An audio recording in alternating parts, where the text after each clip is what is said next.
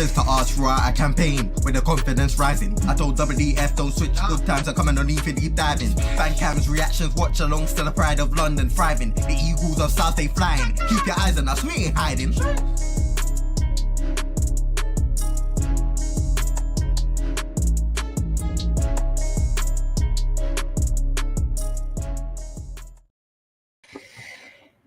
Yes, guys, welcome back to TACT-EAGLE, the show where we tell you and we go through all the tactics about the upcoming game against Brentford. As always, I'm joined here with my co-host, STATMAN Dan. How's it going? Yep, all good. Had a college today and then did some research on Iheanacho and for an upcoming thread. So watch that. How you doing, JC? Yeah, similar to you, not TACT-EAGLE, Transfer Weekly is all recorded and it's ready to go, so it will be out tomorrow. But I've come to I'm a bit stuck. I don't know who I prefer, Iheanacho or Dennis. I'm very torn. It's a very hard call. Personally, I'd have them both, but you know that's something to discuss in tomorrow's video. No, for sure. But other than that, we're here to talk about Brentford's tactics today. So before we even start, we know there's 3 injuries currently for Brentford. They are 3 absences. Well, you got Ivan Toney because you know what. What happened to him? Well, according to here, it says breach of FA Rule E8. If you want to go and check that out, please be my guest. But I'm sure he done a. He put odds on a bit too much. So we'll put it that way. Frank Onyeka is got a thigh injury, and Ben Mee is also out. So those are the only 3 that are injured or out. But really, from how they've been playing, they're not really going to be missed very much. And it's a bit surprising to say that if they don't have Ivan Toney, if I'm really honest. Quickly looking into the comments before we jump in. Lewis was up the Palace. Love to see Jez start in this game for Schlupp and put Ayu on the left. And Chairman says big up JC and Dan. This is a very good question because I'm sure that we're going to speak about it at some point today.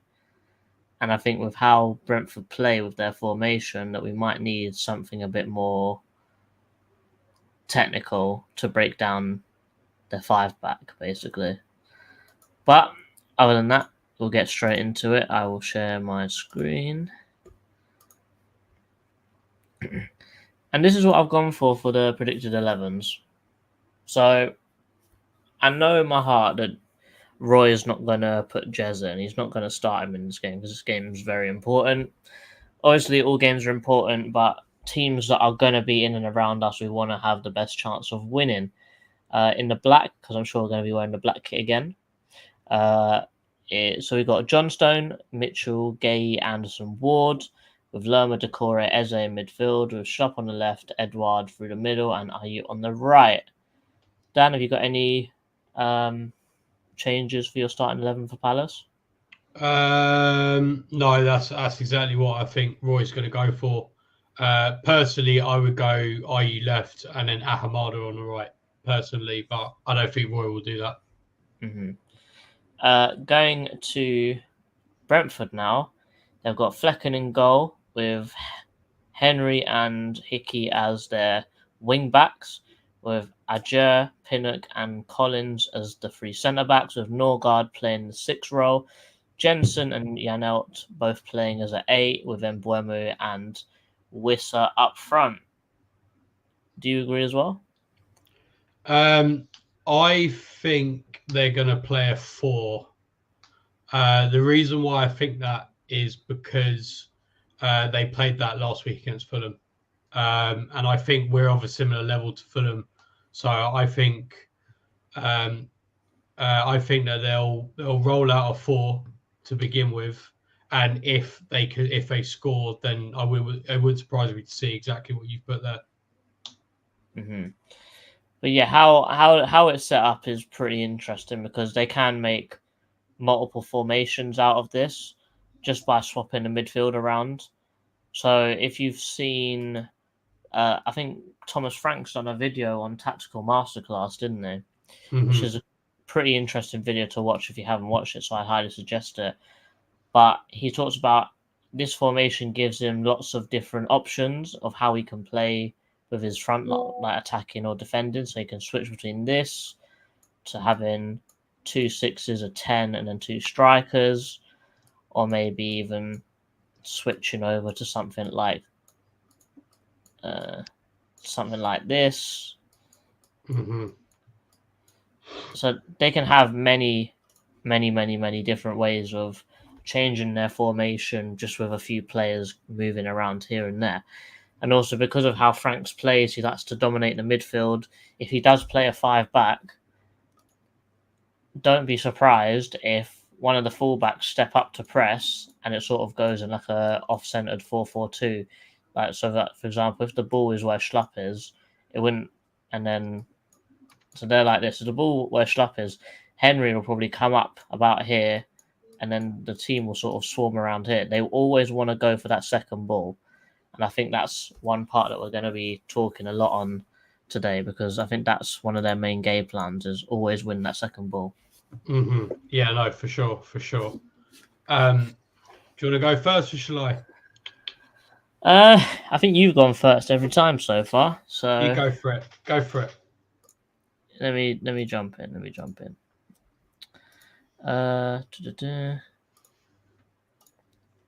Should we go for us attacking them or them attacking us?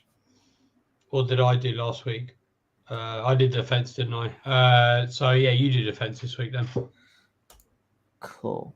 So, just to make everything clear, the white lines are one attack and the black lines are a different attack, which they use to, I guess, break other teams down. This is bearing in mind that they are playing that 5-back formation, so this will change if they are playing a 4-back. But we'll go for it. So with the black, I guess, yeah, the black version of this attack, it's very much based on the wide players on one side of the pitch staying wide and the wide players on the other side of the pitch coming inside to make a nuisance of themselves. So, for example, here with Henry, he'll most likely get the ball, and he's very fast, so he'll either drive inside or cut to the byline. So in this scenario, he'll come down to the byline and he'll put this ball into the box. But as this is happening, because Hickey's normally out wide, he'll run inside here, make that run, and Mbeumo will make this diagonal run across the face of the goal. And probably the most important one here is Wissa. He won't do what normal strikers do. He won't run straight towards the goal. He'll step back. And as everyone's running back, so something like this would happen, he will have infinite amounts of space at the edge of the box. That's exactly how he scored against Spurs on the first game week. And just the fact that he had so much space in the box with top quality defenders as well, it just shows that that goal has been worked to perfection, and it's something that we definitely need to work on. Obviously, it can be counteracted if we go man for man, but when we're that deep in the game, that deep into our half, we like to stay compact and do zonal marking rather than marking man to man. Whereas Franks is the other way around. He'll go man to man from one end of the pitch all the way to the other, which is pretty interesting to talk about. Moving everyone back again. Yeah. Oops. Okay. So yeah, moving everyone back into our normal defensive formation, because lately we've been using Edouard and Ayew to press, and Eze he's pressing, but he's not really going out of his way to press very high. However, with the white attack, so they'll build up the ball, nice passes here and there, if the ball comes inside to here for Mbeumo, let's say, and he can't get the turn off and he's got his back to goal, he's very good at knocking off the centre back and passing it straight back again. And this is where their fluidity in the attack comes about. So this could be either side. So Norgard can do exactly this. But in this example, Janelt will see that he's struggling, will come up here. Obviously, shot will come back. That ball goes straight back in here. And the cross will be on for Wissa. But as this is happening, Hickey will give him an option. And Mbeumo will give him an option. I've also got another Mbeumo down here because Mbeumo can be anywhere. He's sort of like a roaming forward, so he can be absolutely anywhere along this front line at any point in time. And he is a real handful to keep control of. And as all this is happening, Norgard will just sweep in this whole area. If the ball comes loose, he will win that second ball, recycle it, and it will go around the back again. So they are very clinical when they go forwards. Another thing we definitely need to be careful of with Brentford is their set pieces, because they are the third highest scoring set piece takers in the Premier League for the last 3 years in a row. And yeah, I think it's every 17 and a half set pieces they take, that includes corners, they score from it. And that is outrageous. That is a really outrageous stat. That is crazy. And I think they are the second best at conceding it. So they concede the second least set pieces as well. And bear in mind, we are dreadful at set pieces, attacking and defending. It's going to be a long day for us. It's not looking good. Not so far. Not looking good, Brev. Is there anything else you can say, or is it just going to keep adding on to the misery? No, just to build on the set pieces, the only thing I noticed was they like to mix it up, obviously. That's why they're part of the reason why they're so good. And also, I know one thing that I did find that was consistent with them, though, was when they take throw-ins, and they take their long throw-ins, they always try to aim it for Nathan. I always keep calling him Ethan Pinnock. Mainly because this season he's got a 90% aerial win rate. But, I mean, he's only contested 10, so it's only 9. But, you know, he's still very good in the air. So if we're defending that, I would try and stick our best header of the ball on him. Yeah, I saw that as well. But when they're taking a long throw near to our box, what they'll do is they'll put all their big players on the near post and all of their slightly smaller players on the far post. And every time that ball goes in, they'll nod it on for the smaller players. So the reason why they're putting all their big players in the near post is so all of our, I guess, our better defenders would all gravitate to that area and then leave their other players free. I think another thing that I wanted to pick up on is, I know it's only 2 games into the season, but they've already got 2 penalties. Mm-hmm. And they're interesting because they were both worked from set pieces as well. So it was like a thing of, it gets nodded on, and when we will give a touch and then drive off, and as he drives off, the leg goes in and it goes over and it's a penalty. So we need to be careful that these set pieces can go straight in off someone's head, someone's foot, but it could also be trapped, controlled, and then someone on that team can dribble. They've got good dribblers, Henry, Hickey, and Mbeumo and Wissa as well, because the composure on his Spurs goal was incredible. No, So for sure. They've got such a wide range of attacks that all come from set pieces that it's similar to Arsenal, we're going to have to be switched on a lot more, because how we conceded against Arsenal, where we switched off and they took a fast free kick. If anything, Brentford are going to be even better at that. Yeah. So I hope we've learned our lesson there. No, for sure. Yeah, and I mean, I think it kind of makes sense because I was looking at their stats earlier as well, because they don't actually take like that many shots. I mean, if you actually do it by the amount of shots they take, like they're in the bottom half so far this season, but they create, like per shot, they create theoretically the best chances. Like, to put this into perspective, they currently, every shot they take has an XG of 0.18 on average. Second place has 0.15. I mean, I know it doesn't sound like a lot, but that is a great deal. So it does seem like they don't create that many chances, but when they do, like, they're really big ones. Yeah. And that figure excludes penalties as well. So when you consider that a penalty is 0.75, I think it is, that's an extremely high hit rate. The only thing I would say that might work in our favour, but I'm not really actually no, I don't think it will. If they do play a forward at back and Sharda plays on their left wing, I don't think he's quite suited to that left wing role.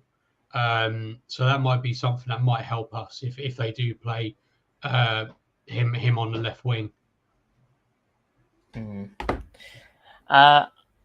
Just like last time, we're not going to have no clips this time because we got in trouble for that. But I've heard that we're still allowed to use screenshots, so I've got some screenshots for you guys, and we're going to go back into the trusty tool of Photoshop here. Nice. So this is an image, a still image from their game against Fulham, and here is exactly what we was talking about with how they attack and what we need to be aware of. So here on the ball is Janelt. So on the ball, he's got two Fulham midfielders behind him, one here, and then they've spread all across the back line. I believe this is Hickey up here, who is keeping this centre back, or was it right back? Yeah, the right back, obviously keeping him on his toes. But this is what we're talking about with Mbeumo. He's picked up a right winging position, so obviously Henry's picked up this position, but it's the fact that no matter where Mbeumo is, Wissa is always central, and Janelt plays a ball here. He's got two options. Got a great ball there or a ball straight through the middle because his run is going diagonally. Obviously, they do score from this, but Mbeumo makes a great diagonal run, basically pass it straight across the face of goal because he's already in front of his defender over here. It's basically a free tap-in, and it's just very quick breaks like this because before this happened, this ball was just getting recycled over here, over here, over here, over here. It gone from nothing to scoring in a very quick space of time. So we need to be extremely switched on here. Another one, I believe, who's the number 3? Is that Pinnock? Brentford's number 3 is Henry. If it's on the right side, it's Hickey. Okay, so Hickey gets down the wing, puts another ball into Janelt, and same thing, straight in the box. Look at the free space Mbeumo's got because he's just everywhere. It's hard to pick him up, and easy tap in for him really. And if he really wants to be extra, support him run here. Off the screen, there is another supporting run coming in from Norgard. So when they commit forwards, they do go forwards really well. I think a quote from Frank saying that you need to take risks when going forwards, and if you don't take risks, you're taking a risk in itself. I think that was what he said. Here, Henry gets down the wing, and this is what I said about Wissa will hold this area. So Mbeumo's making that usual run to get in off the end of that cross if it came in. However, that's not the case.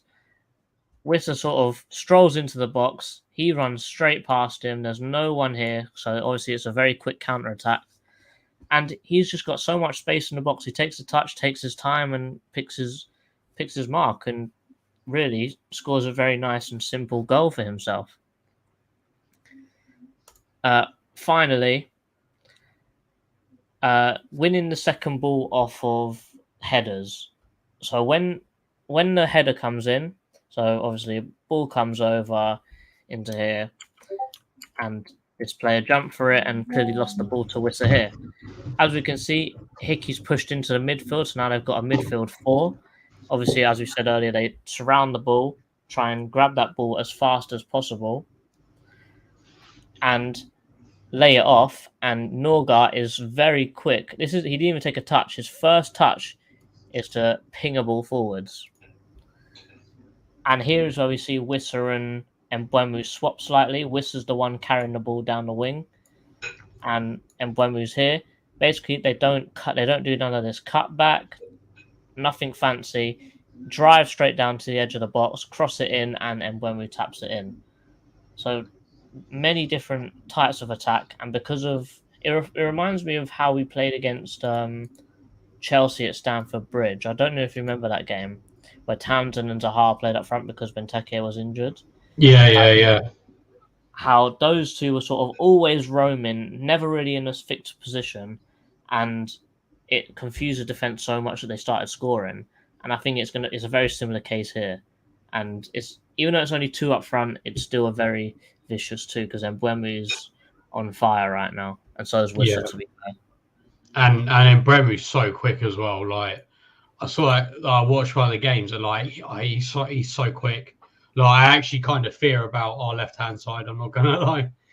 Well, the thing is you fear about our left hand side, but he could pop up on the right hand side as well. So yeah, you know. And then also on our right hand side, we've also got Rico Henry to deal with as well. So it's a bit and then potentially Hickey as well. Yeah, it's a bit long. Is there anything you want to add about their attack, or is it time to start thinking about our attack?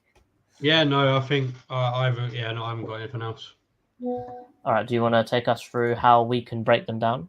Right, let's go. Right, I've stolen JC's idea. Can I not do it like that? As Dan picks his thing. I've stolen JC's idea.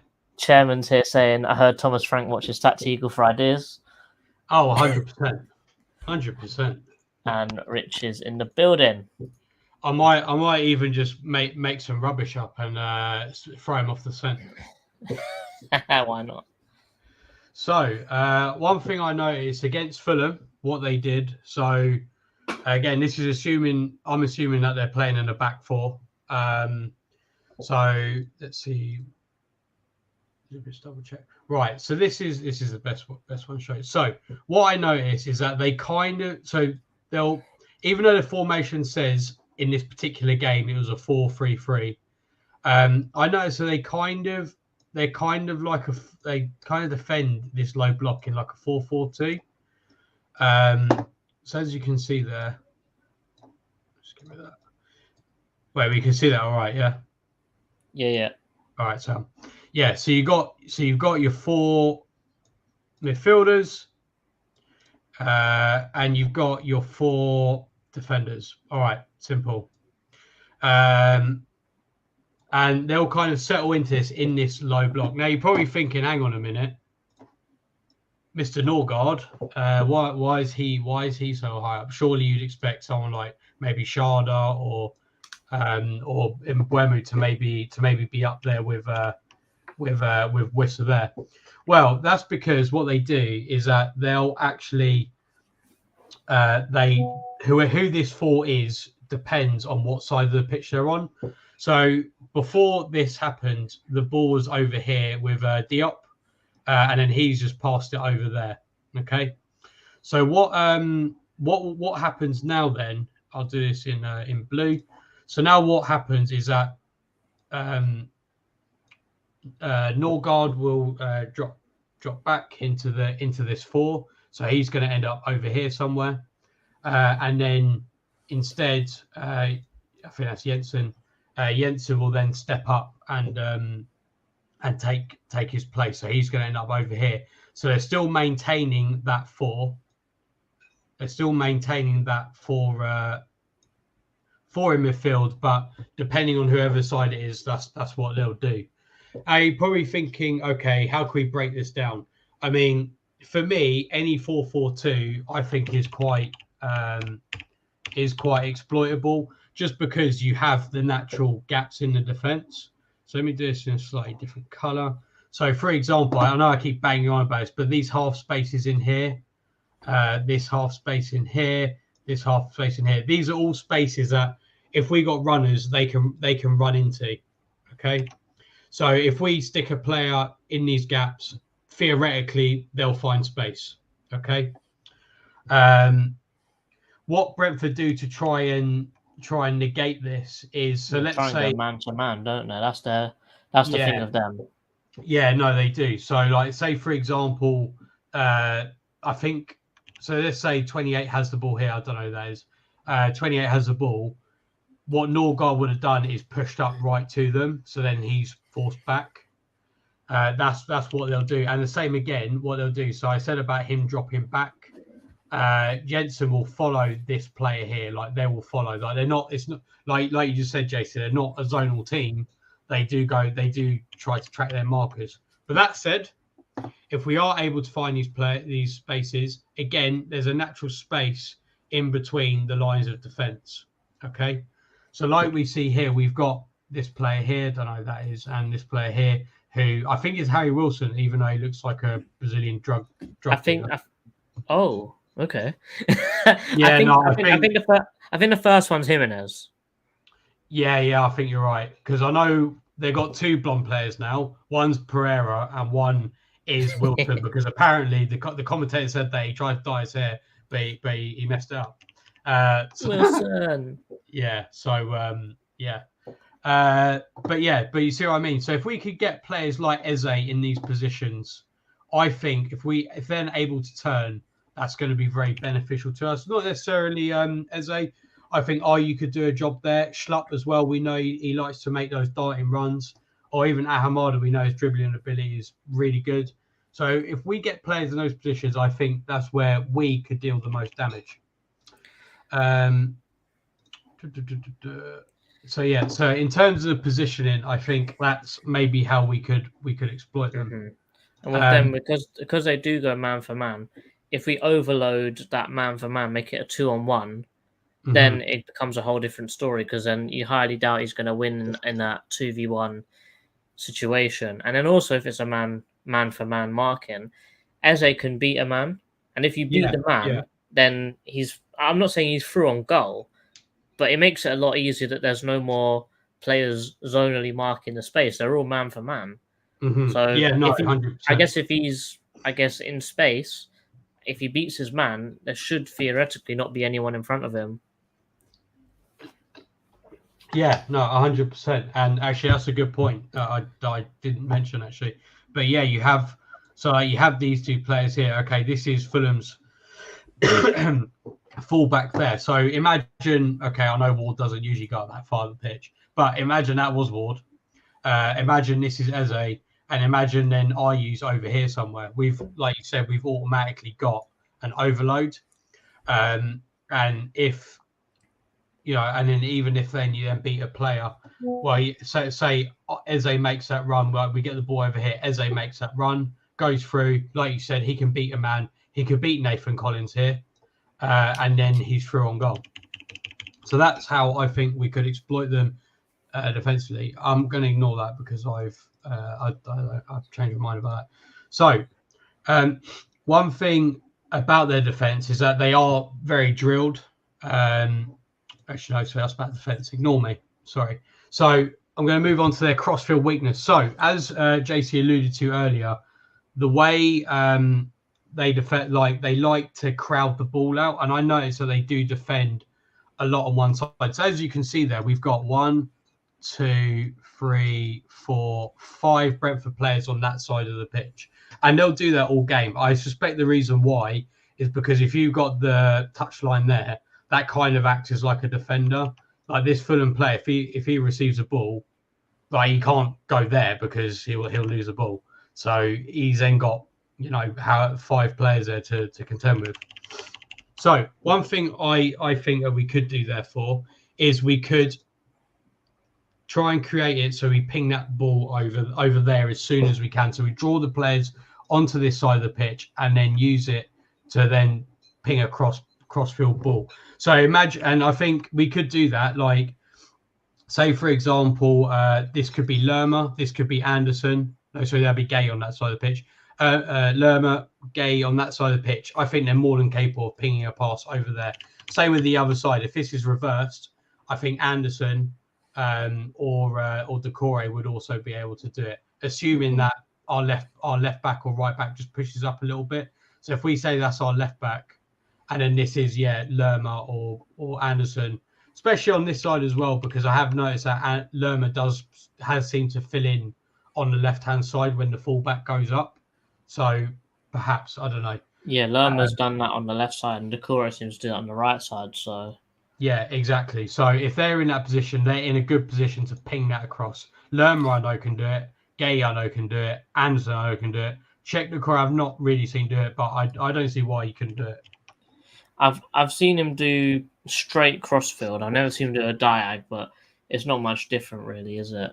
Well, yeah, exactly. And I think if Roy tells them to watch out for that, I think that'd be something that. I think that the main thing about what you said there is it needs to be one pass all the way over to the other side of the pitch, because we do like to slow the play down, pass it through every defender. So go from Mitchell to Gay to Anderson to Ward, and then to Ayew. It'll be really slow, but that ball needs to be from Lerma or whoever it is straight to Ayew on that far side. It'll have to go one time. Yeah, or no, just, for sure. all those players that are bunched up will literally just move over as we move the ball around. Yeah, no, for sure. Like you said, especially against Arsenal, we just played the ball around and around, and that was something I felt like we did under Roy's last tenure. It needs to be quick. So in this particular case, they did ping it quick. I think he passed it pretty much straight after this, and then you've got here. I think that is Harry Wilson, 1-on-1. You've got a player making an inside run there. If you've got another player over here making another run there, whereas Fulham hadn't maybe committed enough to this yet, they were still at 11 men at this point. You're in the money. Do you know what I mean? So I think that is a weakness of theirs. Not necessarily a weak. Well, I mean, it's all about them playing to their strengths. So if we allow them to close us down on this side, then it's a positive, isn't it? But if we take the opportunity and then ping it over there, that's a negative for them. That's a negative for their system. But that's another way I think they could do it. And this wasn't the only time that they did it. I think, this is another crossing weakness again. Where's the ball? I don't know. It's there. So again, you have all the players on this side. If you ping it over there, there's lots of space for that player. And that player did receive the ball and then ran straight up with it. So if you're purposeful then about carrying that forward, again, you could really damage Brentford, I think. So potentially looking very tactically at that, saying that potentially, I'm not saying I would even think about it, but for us to exploit something like that, do you think that maybe Riedewald would be a better option than Mitchell for that exact reason? Because if he's at left back, let's say, and he gets the ball with that much space, we all know that he's going to drive straight into that space. Whereas with Mitchell, it's a bit unsure. I think if Lerma's covering that space anyway, I would 100% trust Lerma to do it. My only thing with Riedewald though is that I'd still rather have Mitchell defensively against Mbeumo than Riedewald. That would be my only thing there. I mean, if there was another way to work the system where, I don't know, Riedewald was given license to go forward and Ward would tuck in or something, and then you'd have like a double pivot of, I don't know, Lerma and Decore, then I could see that. But I think in the system I think we're going to play, I would just be worried about Mbeumo tearing him a new one, to be honest. Cool. That would be, so this was another possible attack that I think we could do, and I think we're capable of doing this as well. Let's say that Mitchell does push this high. Again, pigs fly and everything. Cows jump over the moon.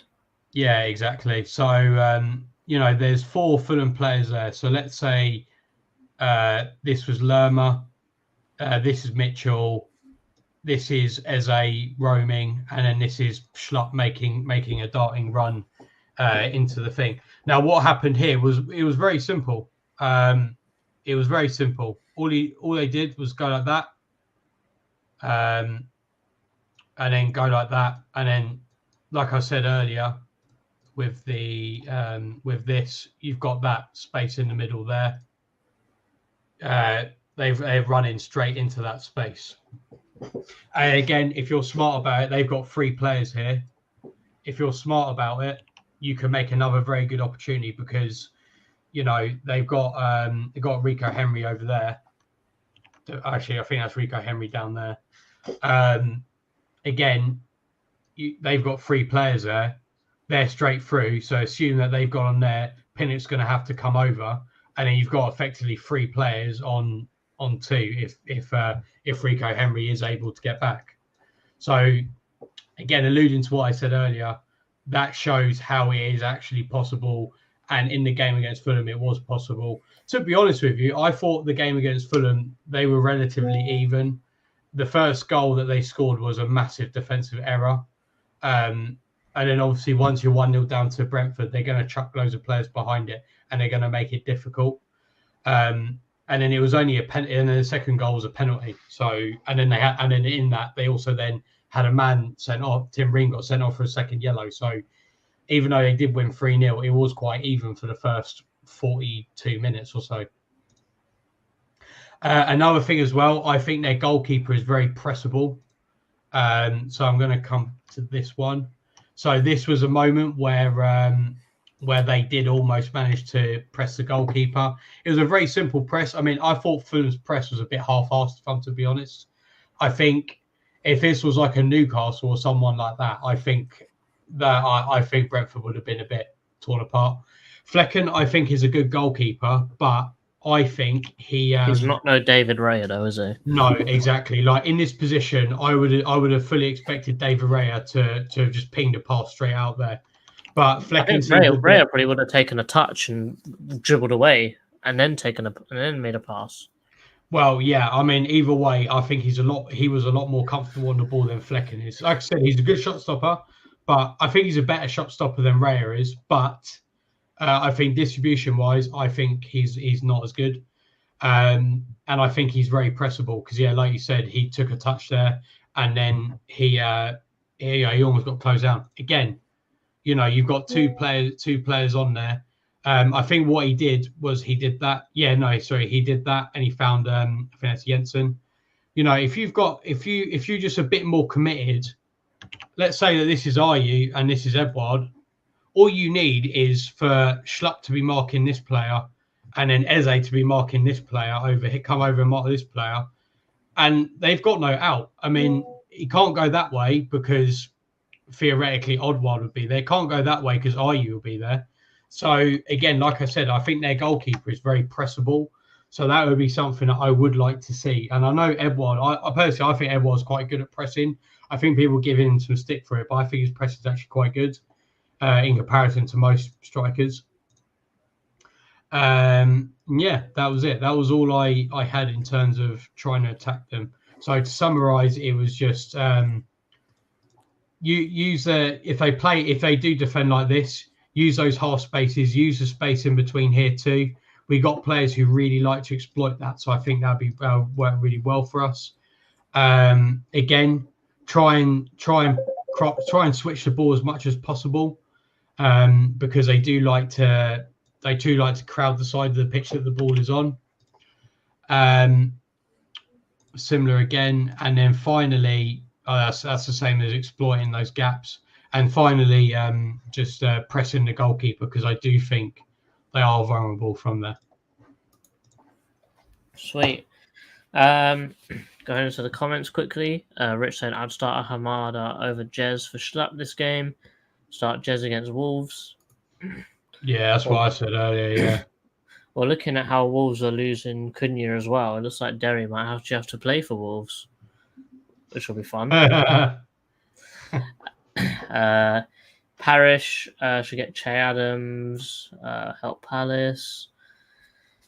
I think that's a bit harsh on Eddie, because I think when Hodgson gave him his chance and put faith in him, he actually was a pretty decent striker towards the end of last season.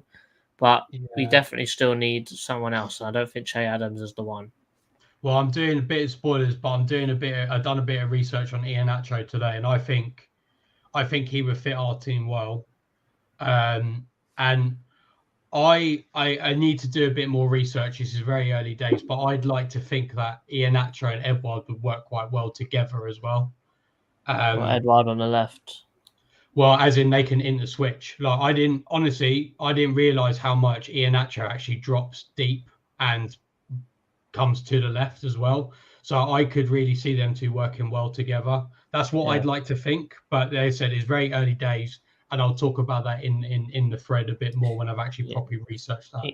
I think from what I saw, he likes to go right a lot as well. So he not the same as Mbeumo, but sort of when he drops deep, and because he's very good at spinning the man. So he'll come take a good touch and drive around the player who tracks him. He'll go left or right, and he'll pick up wide spaces as well, because he's got so many assists as a striker as well, which is pretty impressive.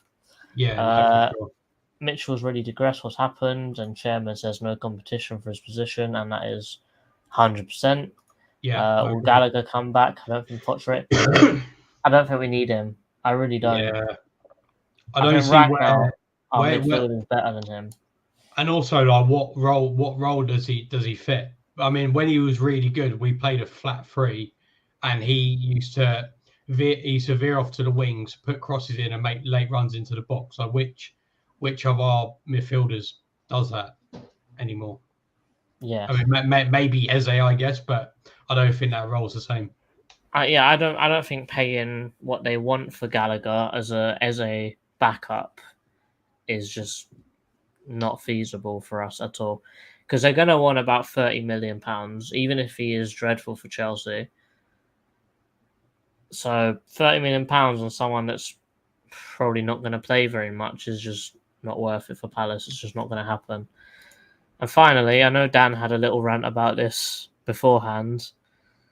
Brighton keep finding £5 to £8 million players. Was Dougie really scouting? Dan's basically, long story short, said just watch the under-20 World Cup, and then you see the kind of players that they're looking at. But this is the thing. Look, with Dougie, I actually think Dougie's very good at his job, in my opinion. To be honest with you, I can't think of that. Okay, let me start again. For me, I think there are very few, if any, Dougie Freeman signings that were expensive mistakes. The only one really I can think of is debatably Max Meyer, but we got him on a free. I'm only saying that because of the debatable wages that he got. Freeman as well. Edouard, I suppose, is the only other one. Mateta, if he goes for 11 million, that's more than what we paid for him. So theoretically, we made a profit on him. So if that comes off, you can't say Mateta anymore because, well, he made his money. And Sorloth, we made money. Yeah, Sorloth, we made money. All the other ones like Rakitic, that was a loan. Yaroslav Yak was that's my guy. Sorry, JC. But again, just having him in a Palace shirt was worth it. Don't you worry, mate. But I mean, we bought him for peanuts, and he was on. Well, he's probably been paid literally peanuts. So again, not a particularly sensitive mistake. I think we are restricted with the money we can spend because obviously we don't really tend to sell players that much. I mean, yeah. So I think Dougie's got to be quite selective with who he buys and stuff. Brighton, I think, are doing things that I think most Premier League clubs will be doing within 5 years or so. I think what they've done, I think they're just scouting other networks that previously Premier League clubs didn't touch for, I guess, mainly because of like work permit reasons and stuff like that. But like a lot of the South American markets are untapped. Like I'm not and they use data as well, which is very good, similar to what Brentford do, and Brentford also doing very well using data. I think every club will be using that in the next few years. Brighton, they use data and they use markets that are relatively untapped. Like the places that they've bought some of these players from aren't unknown teams. Like Caicedo, for example, came from Independiente del Valle, which they got to the Copa Libertadores semi-final not long ago. So they're hardly an unknown team. McAllister came from Argentinos Juniors, who was the same team that spawned Diego Maradona, not Diego Madonna this time, Diego Maradona. I mean, they come from relatively well-known teams. So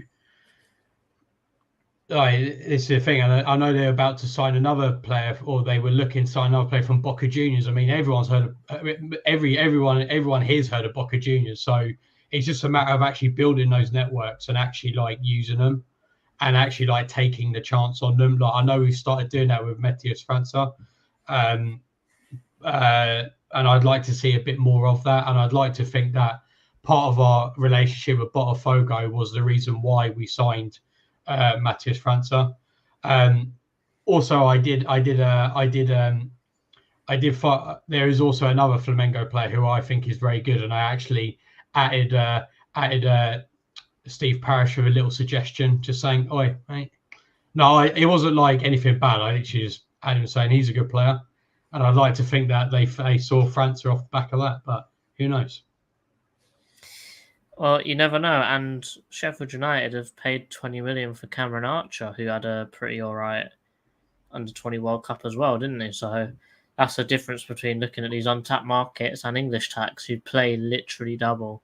Well, exactly. And going back to Brian, I don't know if they have signed him yet, but I know they were looking to sign one of the Uruguay players. Again, was one of the best players in one of the best players in the Uruguay squad, who literally won the under-20 World Cup. So it just baffles me how you have. So I'm ranting a little bit, but it baffles me how you have the richest league in the world, like by far. Like the amount of money even in Palace is just ridiculous. The fact that they can't translate that or are unwilling to translate that into players who are literally playing in an under-20 World Cup winning team, it just blows my mind. But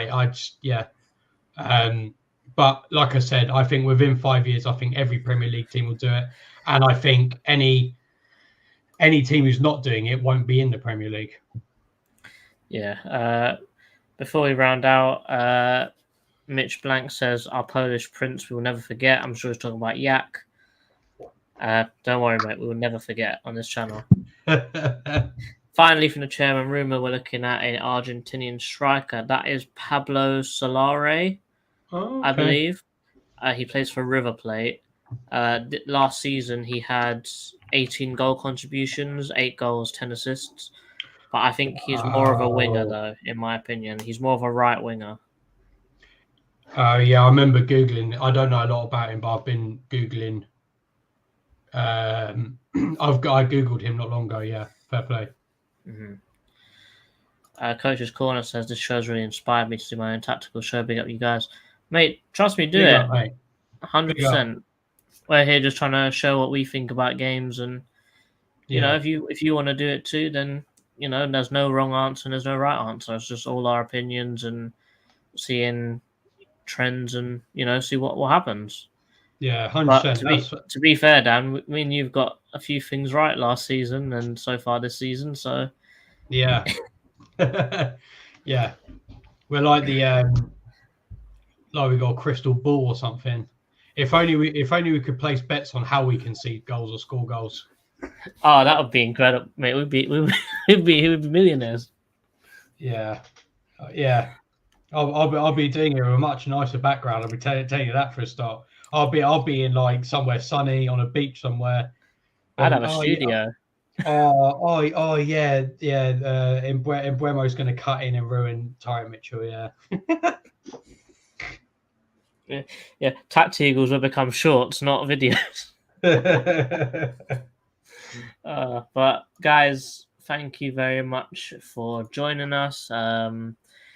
Let's see what happens in the game. I think the preview is on Friday, and TACT-EAGLE Transfer Weekly is out tomorrow. There's only one more episode of Transfer Weekly after this episode because the window is coming to a close.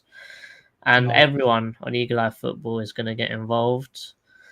So it's going to be a good one. And then the day after that is the deadline day stream. So we're not really sure how that's going to work out, but we'll keep you guys updated. Dan, anything else you want to add before we round up?